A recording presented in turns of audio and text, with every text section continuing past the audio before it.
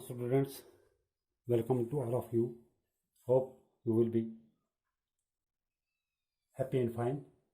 Today we shall start our new topic, that is Vice President of India. Our previous topic was Prime Minister of India, powers and function of the Prime Minister of India. तो आज का हमारा जो topic है vice president of India. सबसे पहले जो article 63 of Indian constitution है, the 63 article of Indian Constitution states that there shall be a vice president of India. 63 के अंदर लिखा गया है कि हिंदुस्तान के अंदर एक प्रेसिडेंट के अलावा एक वाइस प्रेसिडेंट होना चाहिए. 64 आर्टिकल जो है वो भी इसी के साथ वाइस प्रेसिडेंट ऑफ इंडिया के साथ डील करता है. उसके अंदर ये लिखा गया है कि the vice president of India to be ex officio chairman of Rajya Sabha यानी कि काउंसिल ऑफ स्टेट्स, वो काउंसिल ऑफ स्टेट का एक्स ऑफिशियो चेयरमैन होना चाहिए या है. नंबर 65 आर्टिकल है, that article states that the vice president acts as president in the absence of president. The vice president जो है ही और शी एक्ट्स एज प्रेसिडेंट. तो कब एब्सेंस, यानी कि due to the death, due to the resignation और impeachment of the president. अगर president की जो सीट है वो खाली हो जाए, वैकेट रहे, वैकेंसी खाली रहे, तो उस समय जो वाइस प्रेसिडेंट ऑफ इंडिया है वो एक्ट करता है एज प्रेसिडेंट. तो उसका नाम दिया जाता है उस वक्त vice president, acting president of India. 67 article जो है उसके अंदर ये लिखा है कि वाइस प्रेसिडेंट ऑफ इंडिया की जो पोस्ट है, जो सीट है, या इसकी जो वाइस प्रेसिडेंट ऑफ इंडिया है, इसकी टर्म क्या होनी चाहिए. The vice president of India is elected for a term of 5 years. Normally वो 5 साल है.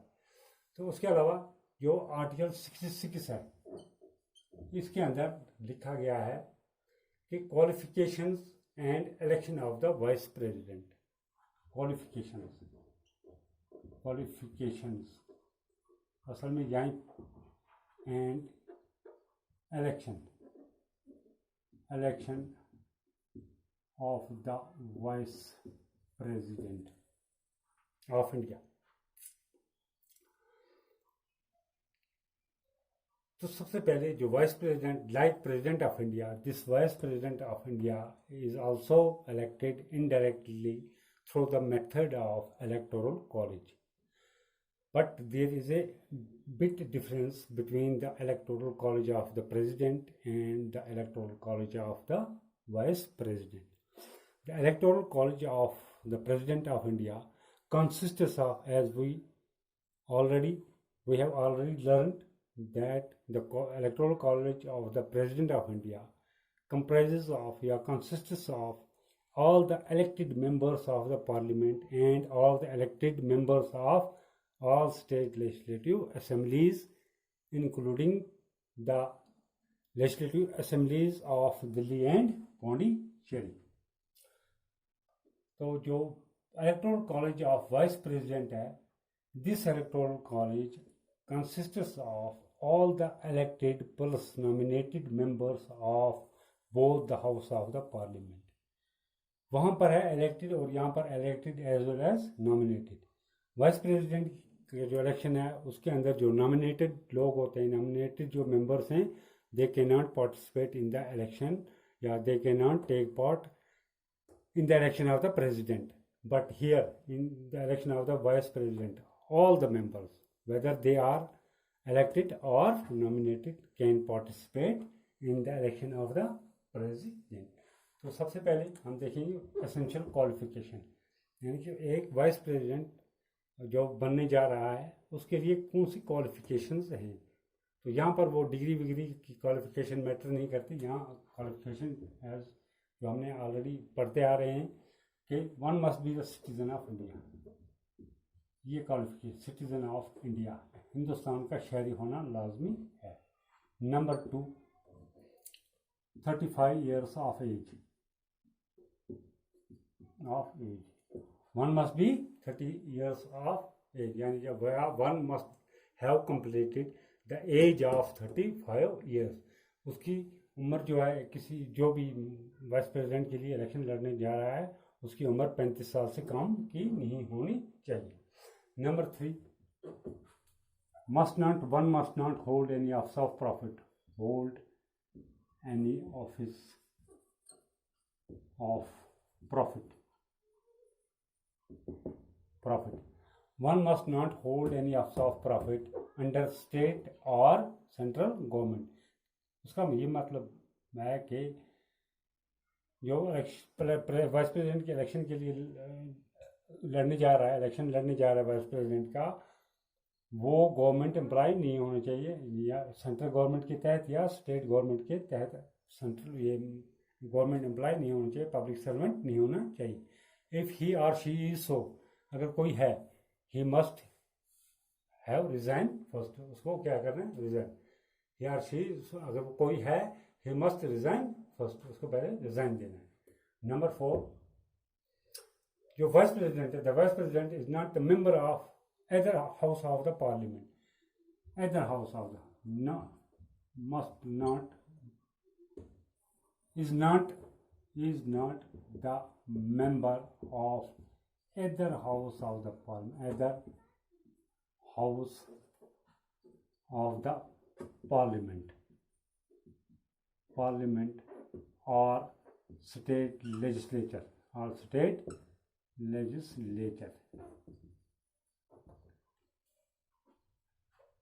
ऐसा शख्स पार्लियामेंट का जो हाउस है, लोकसभा एंड राज्यसभा, इनका मेंबर नहीं होना चाहिए, या स्टेट लेजिस्लेचर का मेंबर नहीं होना चाहिए। इफ़ ही और she is the member of state legislature और द मेंबर ऑफ लोकसभा और the member of this Rajya Sabha, उसको क्या करना है, ही और she is deemed to have vacated his और her seat on the date he she enters upon his her office as vice president. उससे पहले, जब उसको ज्वाइन करनी है अपनी ऑफिस, उससे पहले उसको वो अपनी जो सीट है वो वैकेट करनी है, वो छोड़नी है। दीज आर एसेंशियल क्वालिफिकेशन किसकी, वाइस प्रेसिडेंट के लिए। और एक भी है, one must not be an unsound or bankrupt. एक पागल नहीं होना चाहिए, मजनून नहीं होना चाहिए, दीवाना नहीं होना चाहिए। ऐसा आदमी वाइस प्रेसिडेंट हो या प्रेसिडेंट है या प्राइम मिनिस्टर, कोई ऐसे आदमी को का कोई हक नहीं है वो इलेक्ट हो इस सीट के लिए, या कोई रिश्वतखोर हो वो भी अपने नॉमिनेशन फॉर्म नहीं सबमिट कर सकता है, चाहे वो वाइस प्रेसिडेंट है या प्रेसिडेंट है या कोई प्राइम मिनिस्टर है, कोई भी आप मेंबर ऑफ लोकसभा। ये क्वालिफिकेशन और ये दो क्वालिफिकेशन सब के लिए सेम है, whether one is the member of Lok Sabha, Rajya Sabha है, या प्राइम मिनिस्टर बनने जा रहा है, या कोई वाइस प्रेसिडेंट बनने जा रहा है, ये सब के लिए एक सेम क्वालिफिकेशन है। तो यहाँ पर these are qualification of vice president for the vice president of India.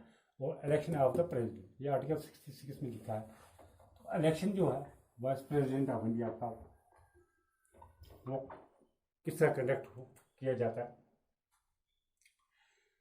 This as we have already discussed that the Vice President of India is elected indirectly through the method of electoral college in accordance with the proportional representation या proportional system of representation. So the electoral college of this Vice President consists of all the elected plus nominated, all the elected and nominated members of parliament. President के लिए जो electoral college था यहाँ पर parliament का, वो था all the elected members of the parliament, not all the elected and nominated, not nominated. वहाँ पर नॉमिनेटेड का ये वर्ड इस्तेमाल नहीं हुआ। इसका मतलब है कि जो नॉमिनेटेड मेंबर्स हैं, लोकसभा के अंदर 2 नॉमिनेटेड हैं और राज्यसभा के अंदर 12 नॉमिनेटेड मेंबर्स होते हैं। तो वाइस प्रेसिडेंट ऑफ इंडिया के इलेक्शन में ये लोग हिस्सा नहीं ले सकते, but in the election of the vice president these people, यानी दीज नॉमिनेटेड जो मेंबर्स हैं, they can participate in the election of the vice president. Procedure क्या है इसके लिए, procedure for the conduct of election of VP vice president of India. किस तरह किया जाता है इसका इलेक्शन, क्या फार्मूला है, प्रोसीजर क्या है, अमल क्या है। पहले serial number, name of the house, name of the house, total seats,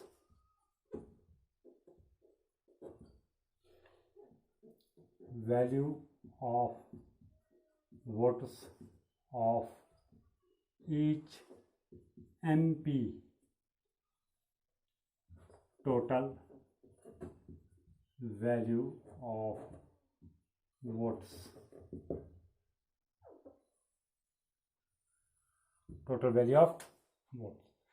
serial number 1 and serial number 2, यहाँ दो ही हाउस है पार्लियामेंट के अंदर, दो ही हाउस है, लोकसभा एंड राज्यसभा। तो यहाँ पहला हाउस जो है लोकसभा, हाउस ऑफ पीपल, यहाँ की लोअर हाउस। तो दूसरा है राज्यसभा, राज्यसभा अपर हाउस और काउंसिल ऑफ स्टेट्स। तो टोटल सीट्स लोकसभा के अंदर जो हैं 545, इलेक्टेड भी और प्लस नॉमिनेटेड सबको मिलाकर। तो यहाँ पर राज्यसभा के अंदर 245 elected as well as nominated. तो value of vote of each MP जो है वो 1 है, यहाँ पर एक ही। तो प्रेसिडेंट के इलेक्शन में यहाँ वैल्यू ऑफ वोट्स कुछ ज़्यादा ही निकलता था, वो according to population of a state. तो यहाँ भी एक ही है। इसको और इसको आपस में मल्टीप्लाई करेंगे, ज़र्ब करेंगे, दैट इज 545। तो यहाँ सिंपली 500 यही आएगा। तो टोटल करके हमारे पास 790। तो फार्मूला इसके लिए, total value of votes divide by quota, plus 1 is equal to total of value of votes. ये हमारे पास 790 divide by 2 plus 1 is equal to 300। इसको और इसको आपस में तकसीम करें, 395 प्लस हमारे पास ये जो 1 है इज इक्वल टू 396। अब यानी कि एक ऐसा शख्स, एक ऐसा कैंडिडेट जिसके पास पार्लियामेंट के अंदर, जिसके पास इतने वोट्स हैं या जिसको इतने वोट्स हासिल हो गए, तो या इतने votes are above this quota, तो हम कहेंगे वो इलेक्ट हो गया एज वाइस प्रेसिडेंट। अगर इससे वोट कम उसको मिले, ही और she can not be elected as a vice president of India.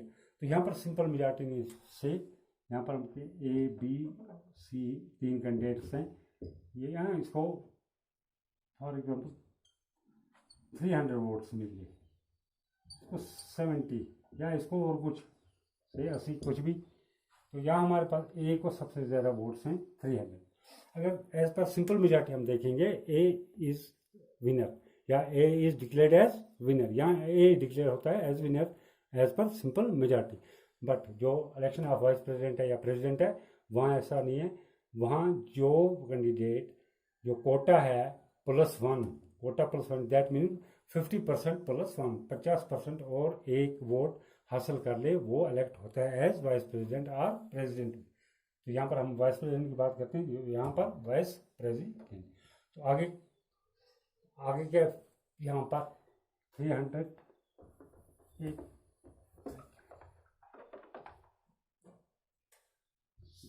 790 divide by 2 plus 1, 395 plus 1 is equal to 396।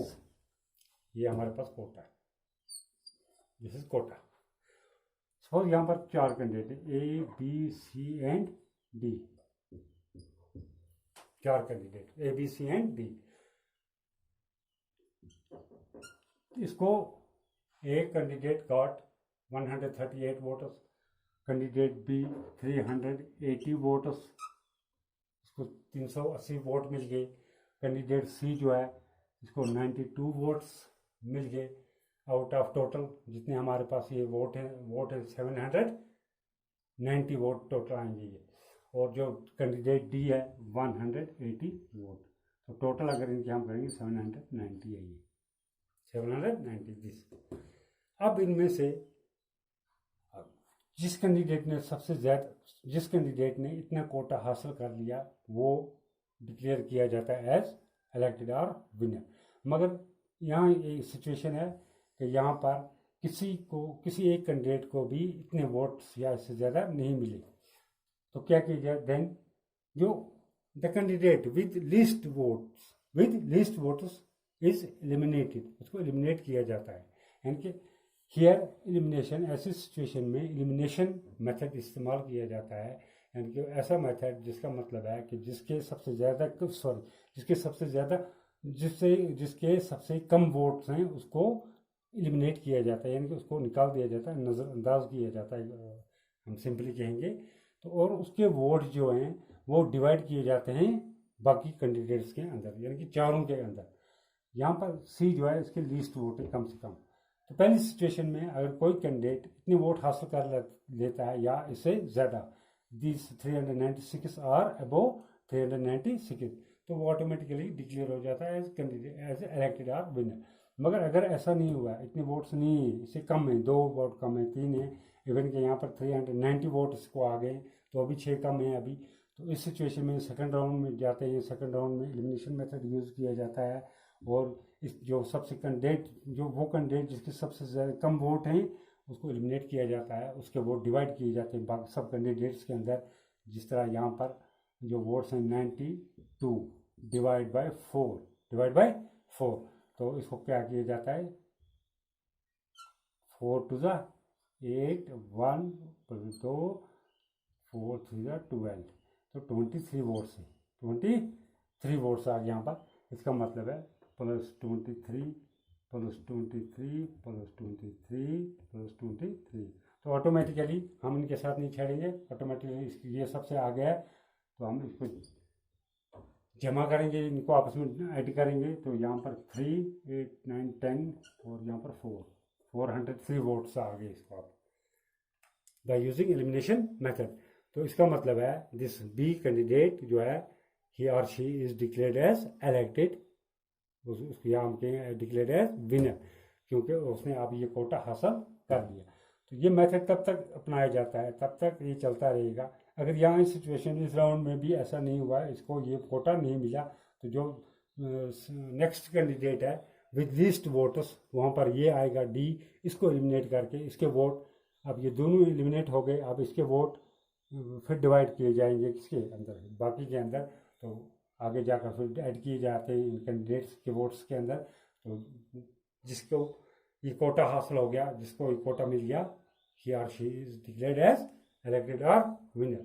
तो आज का हमारा ये टॉपिक था वाइस प्रेसिडेंट ऑफ इंडिया। उम्मीद है कि आपको इंशाल्लाह समझ आ गई होगी। तो simply the vice president of India जो है is indirectly elected through the method of electoral college. The electoral college of this vice president of India consists of all the elected and nominated members of the parliament. That means all the elected and nominated members of both the house of the parliament, that is Lok Sabha and Rajya Sabha, सब लोग मिलाकर। तो procedure क्या है, किस तरह election किया जाता है इसका, वो ये है, name of the house, Lok Sabha के अंदर कितने मेंबर्स हैं, राज्यसभा के मेंबर हैं, इनका वैल्यू ऑफ वोट सबका एक एक होता है, 1% 1 वोट वैल्यू। तो उनको डिवाइड भी किए जाते हैं, टोटल वैल्यू ऑफ वोट्स निकाला जाता है। वो टोटल वैल्यू ऑफ वोट इनके लोकसभा के 545 हैं और राज्यसभा के जो हैं 245 हैं। तो टोटल करके ये 790 हैं, बटा जो है डिवाइड बाय कोटा मीन्स 2 + 1। तो इस तरह हमारे पास जो है कोटा आ गया 396, 395 + 1 = 396। ऐसा कैंडिडेट, कोई भी कैंडिडेट जिसको इतना कोटा हासिल हो जाएगा वो declare as winner or elected. अगर नहीं है तो एलिमिनेशन मेथड इस्तेमाल किया जाता है, अडॉप्ट किया जाता है। तो जिसके सबसे कम वोट्स हैं कैंडिडेट के, उसको एलिमिनेट किया जाता है, उसके वोट डिवाइड किए जाते हैं। तो इसी तरह चलता रहता है ये मेथड तब तक जब तक ना कोई कैंडिडेट डिक्लेयर हो जाए एज विनर, या जब तक ना कोई कैंडिडेट इतना कोटा और अबव दिस कोटा हासिल कर ले। तो आज के लिए इतना ही।